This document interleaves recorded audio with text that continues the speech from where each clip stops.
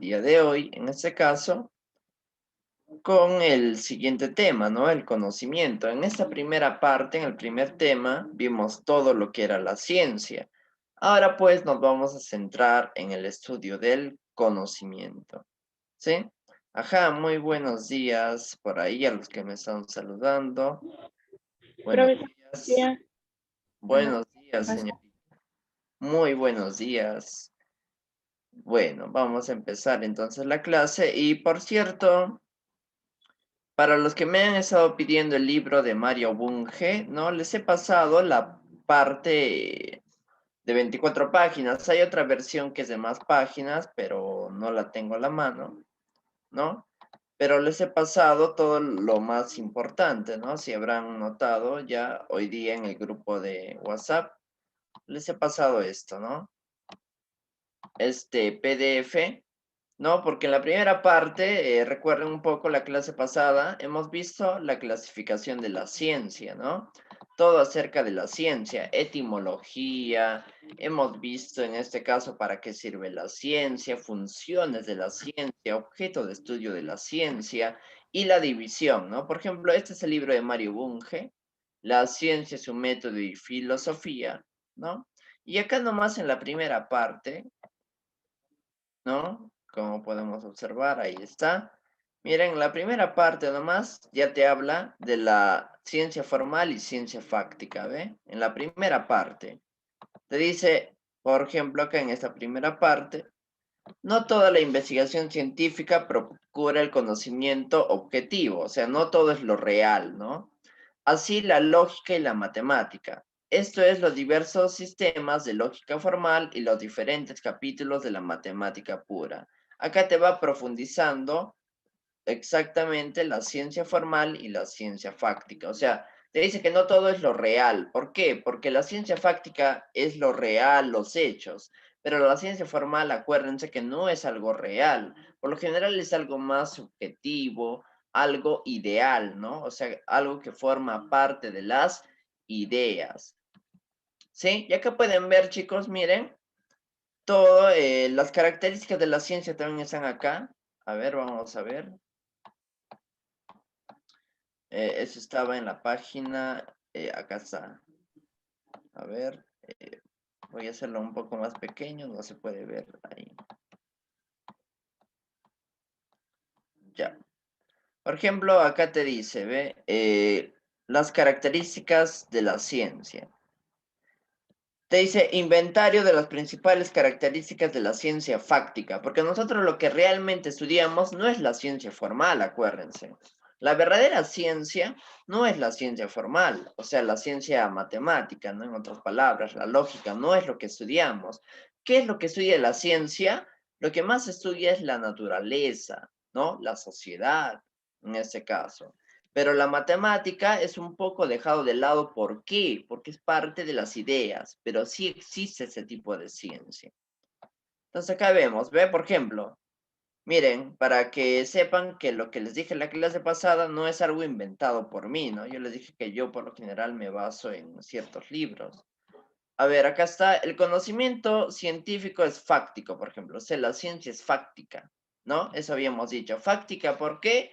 En palabras simples, porque estudia los hechos. De ahí acá dijimos, ve, ahí está, trasciende de los hechos, justamente, por eso se dice que es fáctico. Ya, la ciencia es analítica, ¿no? Esto, analítica porque usa la descomposición en partes. La palabra analizar es descomponer en partes, ¿sí? De ahí tenemos, es especializada, ¿no? O sea, se centra en objetos de estudio que sean como, por ejemplo, la naturaleza, la sociedad, o lo puedo desglosar, ¿no? Ciencias de la tierra, ciencias biosociales, etcétera. Otro es claro y preciso. Otro es comunicable, ¿no? A ver, por acá, ¿qué más tenemos? Es verificable, ¿se acuerdan, no? Les dije que la ciencia es verificable porque con el uso del método científico yo puedo verificar, justamente experimentar, ¿no? Los hechos. Otro, por acá tenemos, ahí está. es metódica. Metódica porque justamente usa un método, el método científico. Acá está sistemático y así, chicos, las 15 características principales de la ciencia están acá, ¿ya? Entonces, esto ya les pasé, ¿sí? En ese caso, en el grupo de WhatsApp, ¿sí? Justo hace un momento les acabo de pasar para que ustedes, pues, si desean, lo lean, ¿no? Lo lean y sobre todo, acá está lo más importante, sobre las características de la ciencia y la división de la ciencia de Mario Bunge. Muy bien. Ya, entonces para recordar un poco lo de la clase pasada, vamos a llenar este pequeño crucigrama. ¿Ya? A ver, voy a pasarles este link.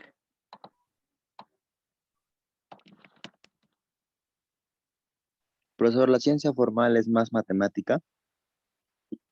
La ciencia formal se centra más que todo en la lógica y la matemática. Solo es eso, ¿no?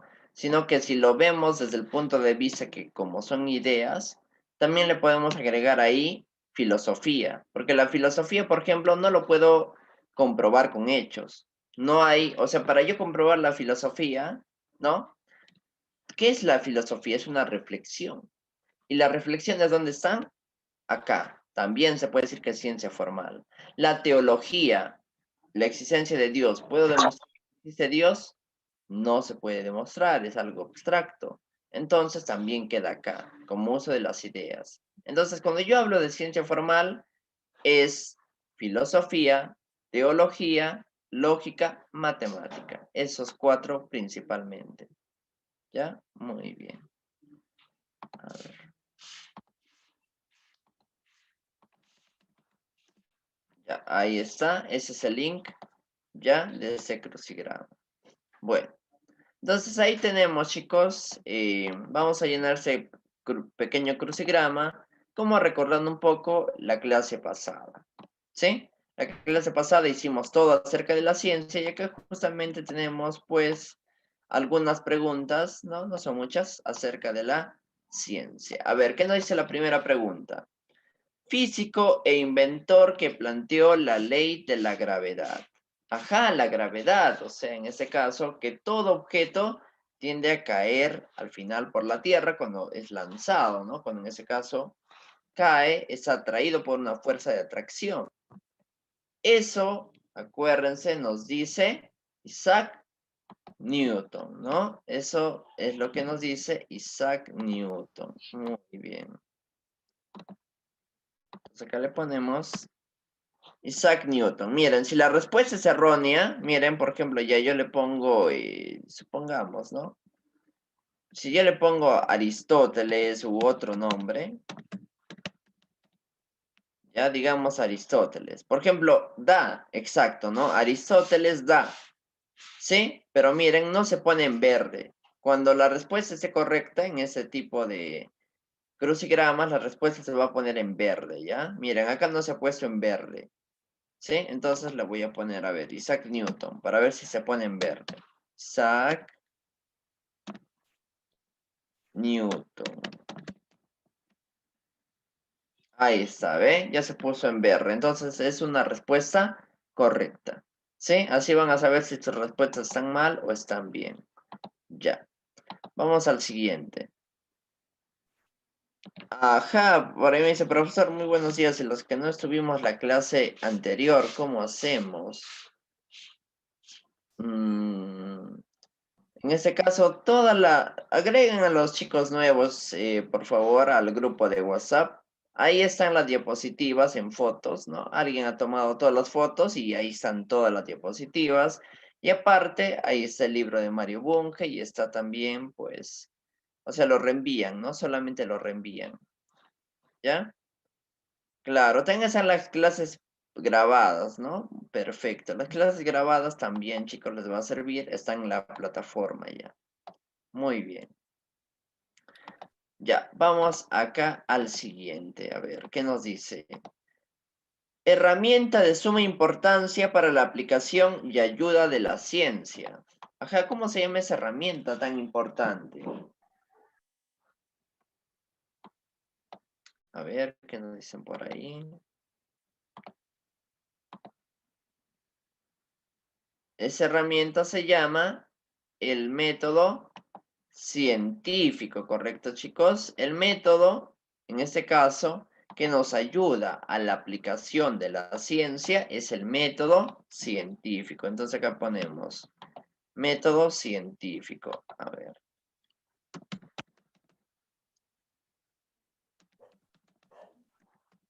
Método científico. Ahí está, científico. Ahí está, se puso en verde, ¿no? Correcto. Entonces la respuesta es correcta. Muy bien. Siguiente. Característica de la ciencia que indica que la ciencia puede fallar. Falible. Correcto. Falible. Muy bien, ¿no?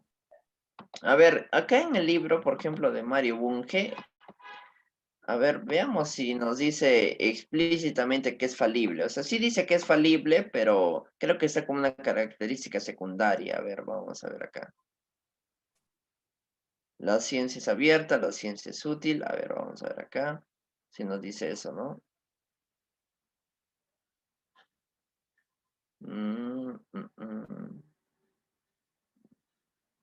Ya. Por ejemplo, como una característica directa, como ven, no está, ¿no? Hasta ahorita no está.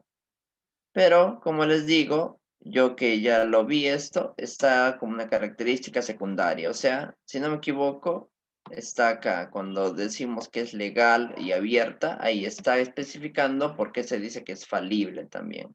O sea, falible, acuérdense, porque tiende a fallar, ¿no? Muy bien. Esto está perfecto. Vamos a otro. Padre de la ciencia moderna. A ver, ¿quién se acuerda? ¿Quién es el padre de la ciencia moderna? Galileo Galilei. Galileo Galilei. Bien, chicos. Galileo Galilei, ¿no? Eso también lo habíamos dicho bien claro. Y en ese caso, él es considerado, miren, por ejemplo, porque es el primero que usó el experimento, ¿no? El método científico experimental. Sí, Ari, Profesor, ya, dime. y el padre de la ciencia antigua. Ya, el padre de la ciencia antigua también les decía la clase pasada que no hay una versión clara, pero según algunos dicen que es Charles Darwin, ¿no? ¿Por qué? Porque Charles Darwin, en este caso, con el origen de las especies, pues relata, ¿no? Relata en ese caso a través también de experimentos, pero experimentos no como tal, como se dice, o sea, experimentos más ideales, ¿no? Por eso se le considera a Charles Darwin el padre de la ciencia moderna, según algunos autores. Pero otros dicen que pudo haber sido Arquímedes. ¿Se acuerdan, no? Que les mostré el principio de Arquímedes. ¿Ya? Entonces, como de eso no hay algo claro, por eso trato de no profundizar en eso, ¿ya? En el padre de la ciencia antigua. Pero el padre de la ciencia moderna, sí concuerdan todos los autores, que es nuestro buen amigo Galileo Galilei. Muy bien. Otro. Función de la ciencia que consiste en inferir en base a sucesos presentes ciertos sucesos futuros. ¿Cómo se llama, chicos? Predecir. Muy bien. Predecir, ¿no? Esa es una característica de la ciencia. ¿Cómo me acuerdo las características de la ciencia? DEPA, ¿no? DEPA, describir, explicar, predecir y actuar o aplicar. Muy bien. Vamos al siguiente. Ahí está, clasificó la ciencia en dos grandes apartados. ¿Quién fue el que clasificó la ciencia? Mario Bunge. Correcto. Entonces acá ponemos Mario Bunge. Muy bien, hasta ahí estamos bien. Siguiente, nacionalidad de Mario Bunge. Argentino. Argentina. Correcto. Argentino, ¿no? O Argentina. Correcto. Entonces, a ver, vamos a ver cuál encaja. Si yo pongo argentino, a ver, por ejemplo, no se pone en verde, entonces debe ser Argentina. No, a ver, vamos a ponerlo bien acá. Ahí está.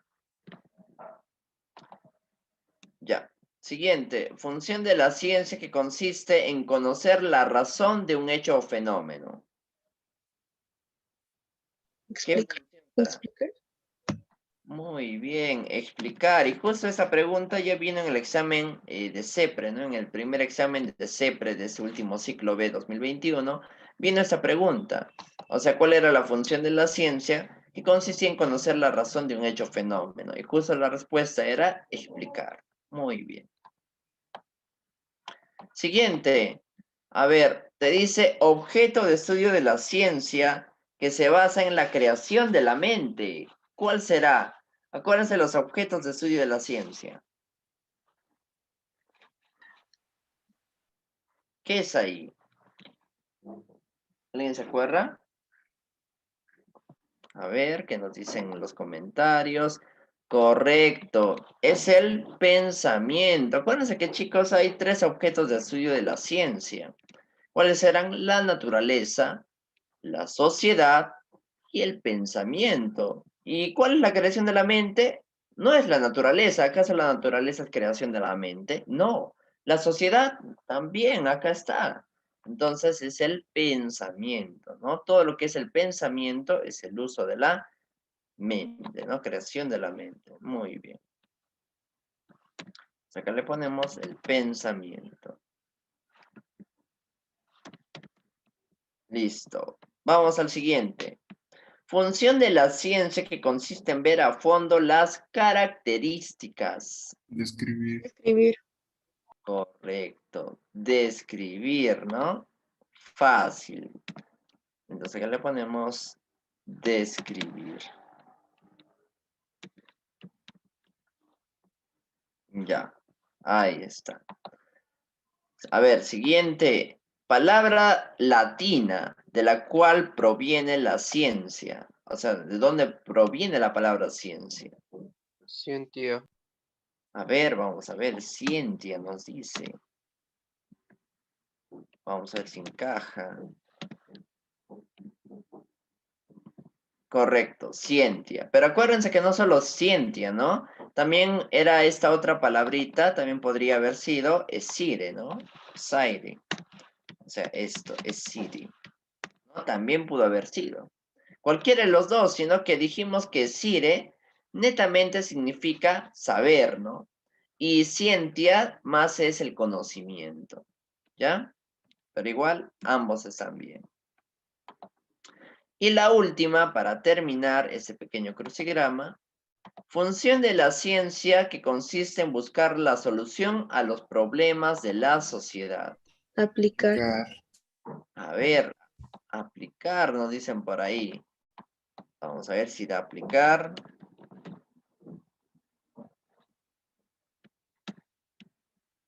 Perfecto, es aplicar. Pero acuérdense que también la función de la ciencia aplicar también se le puede llamar actuar, ¿no? Se dice actuar o aplicar. Muy bien, chicos. Entonces, miren, ya se llenó nuestro pequeño crucigrama. El link les he pasado, ¿no? Esa dirección al chat. Entonces, pues, ahí tienen para que ustedes en algún momento lo vuelvan a llenar, ¿no? Para los que recién se están conectando, a ver, voy a reenviar este pequeño link. Ahí está, ¿no? Ya lo han reenviado. Muy bien, gracias, señorita. Ya, entonces, ahora sí, entramos de lleno a la clase del día de hoy. ¿Cuál es la clase del día de hoy? Nuestro siguiente tema, el conocimiento. A ver, vamos a compartir acá. Ya, ahora, como vamos a hablar lo que es el conocimiento, vamos a enfocarnos también bastante en lo que es la filosofía, ¿sí? En esto, en ese estudio de reflexión, ¿no? Más que todo de saber cómo surge el conocimiento. Entonces, no se vaya a confundir. A varias veces cuando hago esta clase, suelen decir, profesor, estamos en la clase de investigación, no es filosofía. Sino que este tema se centra bastante en la filosofía. ¿Ya? Pero solo es el tema, ¿no? No es que la investigación sea hablar de filosofía. Entonces, vamos a ir acá.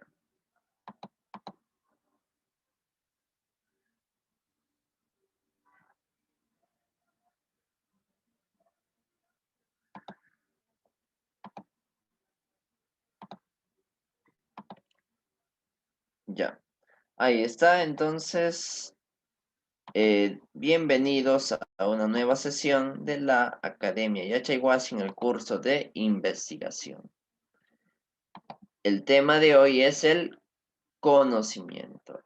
Todo lo que es, chicos, el conocimiento, ¿no? ¿Y qué es conocimiento? Pues conocimiento se puede decir que es una búsqueda de información, ¿correcto? ¿Cómo yo obtengo el conocimiento? Pues justamente hay muchas formas. Si tú te das cuenta, sin saber esto del tema a profundidad, tú puedes tener una primera noción de lo que es conocimiento. O sea, el conocimiento es una englobación, ¿no? Algo englobado de información, ¿sí? Un almacenamiento de información. ¿Y cómo yo obtengo esa información, por ejemplo, del conocimiento? Con la lectura, ¿no? En mi día a día con la experiencia, ¿correcto? Reflexionando, hablando de Dios.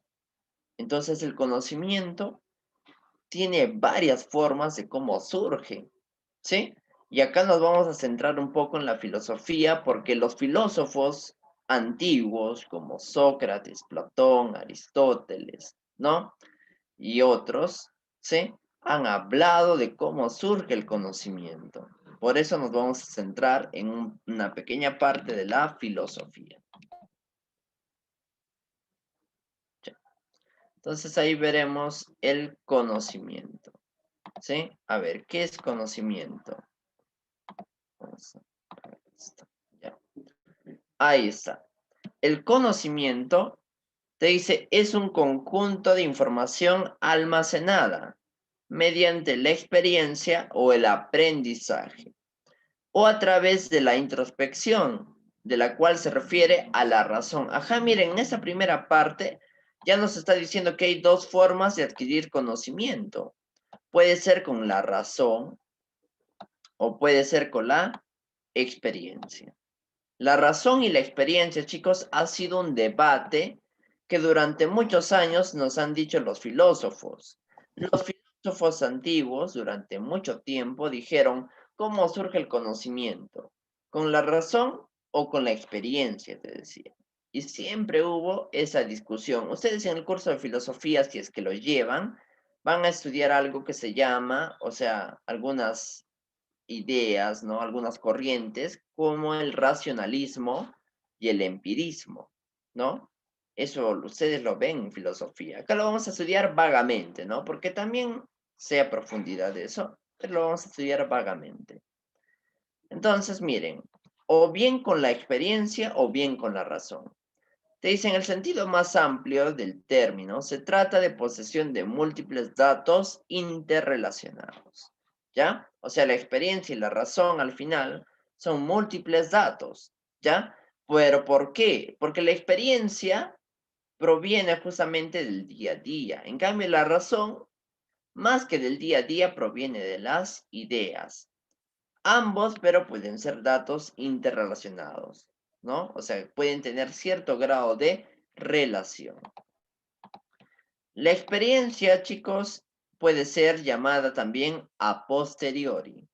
La palabra a posteriori, según en ese caso, ¿no? Los términos, los diccionarios, ya, significa después de conocer. O sea, con experiencia. A posteriori, ve posterior. O sea, ¿cómo se dice a posteriori? Ya con la experiencia. ¿Sí? El término posteriori quiere decir con la experiencia. O sea, después de conocer. Y el término a priori quiere decir antes de conocer. Entonces ahí es donde surgen estos dos términos, a posteriori y a priori, que muchos lo usan en su lenguaje cotidiano, ¿no? Por ejemplo, yo digo, ¿no? A priori, no sé cómo será el Perú con la elección del nuevo presidente. O sea, antes de conocer, obviamente, no lo sé, ¿no? Entonces digo, a priori, simplemente puedo decir a priori, simplificando todo, a priori, ¿cómo será la situación del Perú, ¿no? Entonces, esos términos lo usan bastante en las entrevistas, bueno, los que tienen bastante vocabulario, ¿no? El a priori y el a posteriori. Entonces, aplicado al conocimiento es a posteriori significa después de conocer, o sea, con experiencia. Yo, por ejemplo, puedo decir a posteriori el socialismo, el comunismo en países de América Latina, ¿no? O sea, después de conocer justamente el comunismo, el socialismo, han sido malos en la búsqueda, ¿no? Del crecimiento económico, ¿correcto? Pero también puedo decir a posteriori en países globales, ¿no? En países de Europa ha sido muy bueno. Entonces, también lo puedo usar ahí. Ahora, a priori también se usa bastante, ¿no? El antes de conocer. Entonces, después de conocer, antes de conocer. Te dice, en forma simplificada, se puede decir que el conocimiento es el resultado del proceso de aprendizaje. Justamente es aquel producto final que queda guardado en el sistema cognitivo. Bueno, en psicología ustedes también estudian esto, ya con, por ejemplo, el campo, el hipocampo, el cerebro, el cerebelo, ¿no? O sea, en diversas áreas donde se puede almacenar quizás el conocimiento, ¿sí? Eso ya lo ven más como órganos, ¿no? En psicología. Principalmente, acá vamos a decir, solo en la memoria, ¿ya? Que se almacena el conocimiento en la memoria. Después de ser ingresado por medio de la percepción, acomodado y asimilado a las estructuras cognitivas y a los conocimientos previos con los que el sujeto cuenta. Entonces, chicos, en palabras simples, el conocimiento es un conjunto de información, como se dice, que se almacena gracias más que todo al aprendizaje. El aprendizaje puede ser la experiencia o la razón. La razón es como anticiparme a algo. Se dice que los seres humanos somos seres racionales. ¿Por qué se usa este término, chicos? ¿Por qué se nos llama seres racionales? ¿Saben por qué? Porque nosotros, ¿no? En este caso dice, piensa, luego actúa. Por eso somos seres racionales, porque pensamos y luego actuamos, ¿no? Ese es el ser racional. En cambio, el animal, por ejemplo, no es un ser racional, se dice. ¿Por qué? Porque el animal no tiene uso de la razón, si se han dado cuenta. Dice, no tiene uso de la razón, actúa por instinto. Nosotros, por lo general, no actuamos por instinto. Se supone que si tengamos un instinto, pensamos y luego actuamos.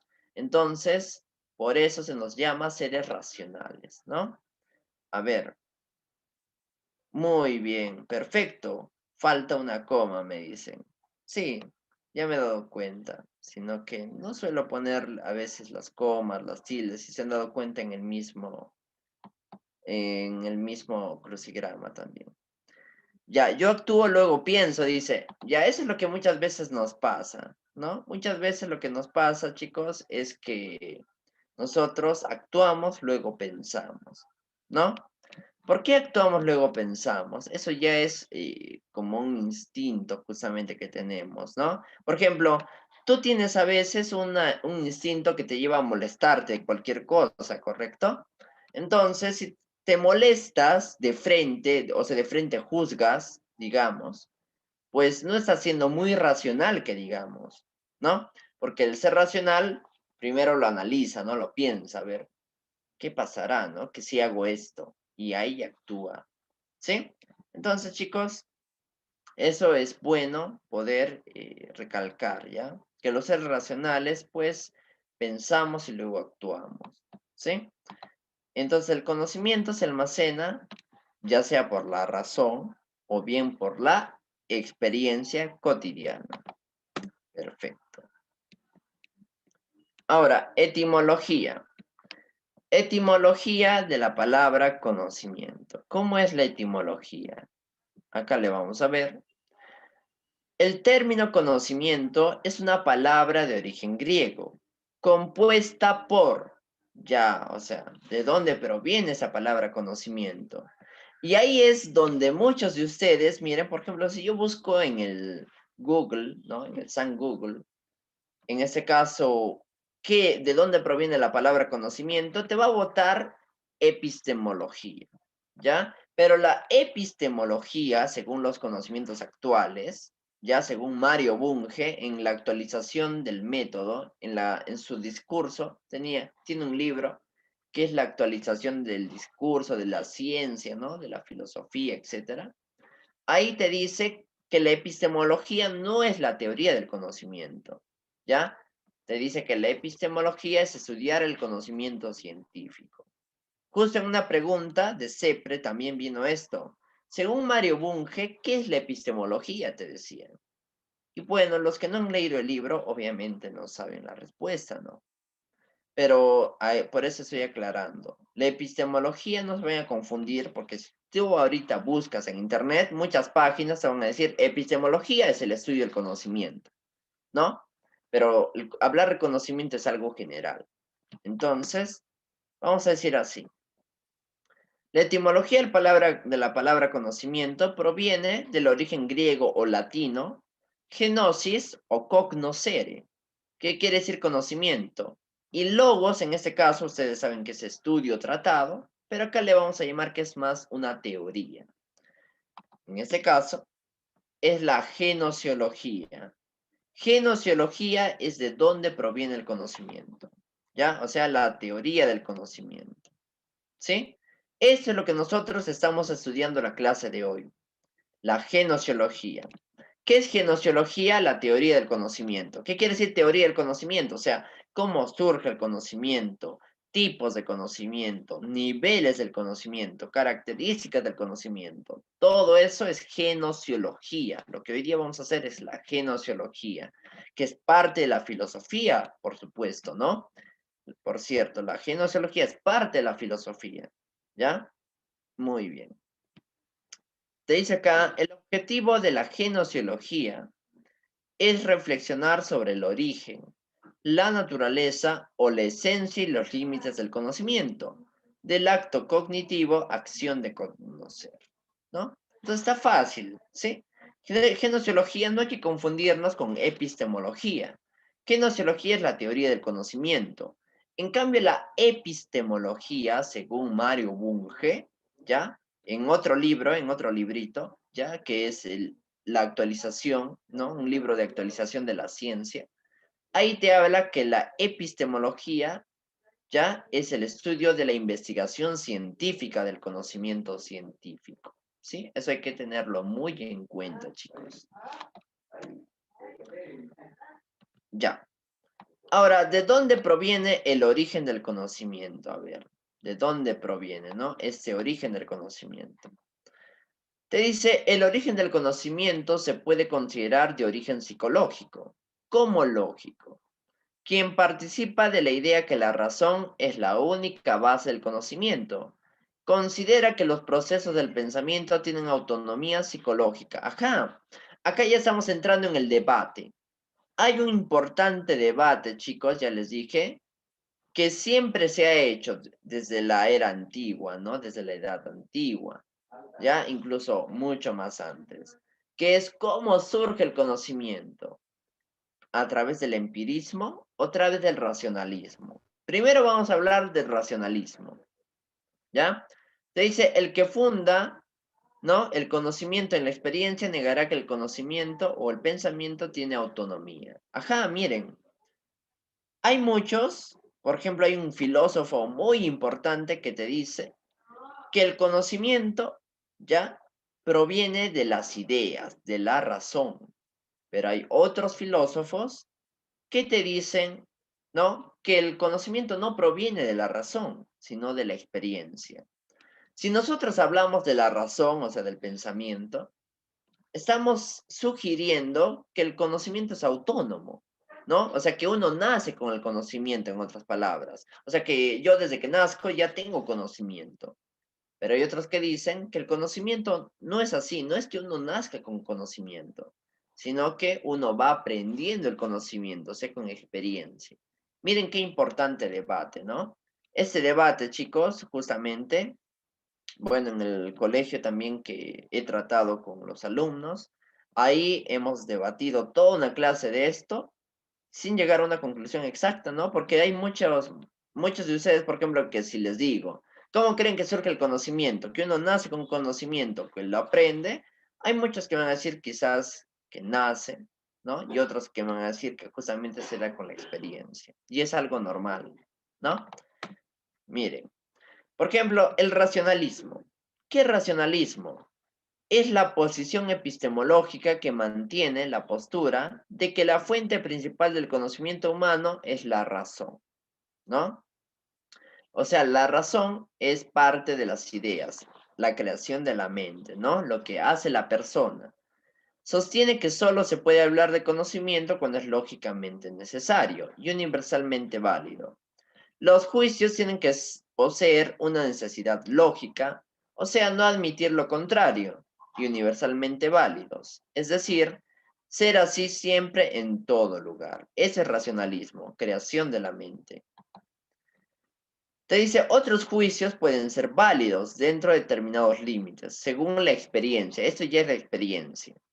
Como por ejemplo, yo con experiencia puedo saber que el agua hierve a 100 grados o son pesados.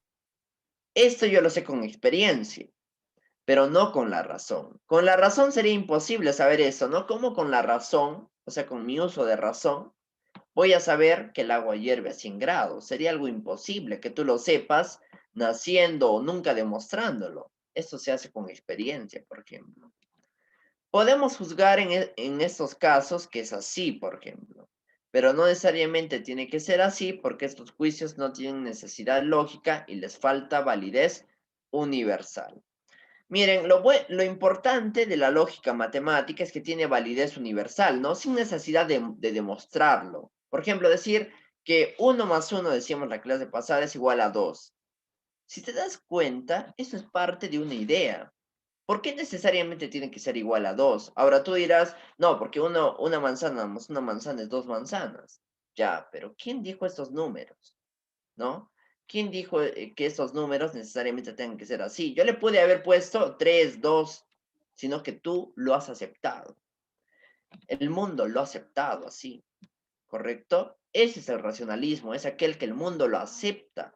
Y la lógica matemática es uso de la razón. Si se han dado cuenta, es una ciencia formal.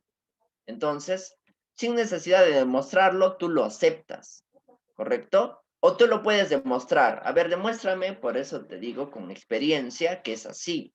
No, porque esos números, no todo esto ha sido creado con la razón, ¿sí? Con la razón ha sido creado, en la mente ha sido creado. Por eso la matemática es considerada una ciencia exacta. ¿Por qué exacta? Porque sí o sí te va a salir una respuesta fija, una respuesta ya establecida por el mundo. Pero a ver, en la ciencia de la sociedad, en la ciencia natural, ¿acaso es exacto? No, es relativo. Relativo porque tiende al cambio, ¿ya? Entonces acá nos estamos volviendo medio filósofos, ¿no? Pensando todo esto. Ya. Ahora, por ejemplo, ¿de dónde surge el conocimiento según un autor, un filósofo muy importante? De la matemática, te dice. El conocimiento matemático es el modelo por excelencia del racionalismo, y casi todos sus representantes proceden de la matemática. Ajá, a ver, vamos a ver. Ahí está. La forma más antigua de racionalismo fue Platón. A ver, tú discute con Platón, por ejemplo. Si crees que la experiencia es la base del conocimiento, discute con Platón. Para Platón, chicos, ¿de dónde provenía el conocimiento? De la matemática. Más que todo, la razón, te decía. ¿Ya? La razón, pero la razón matemática.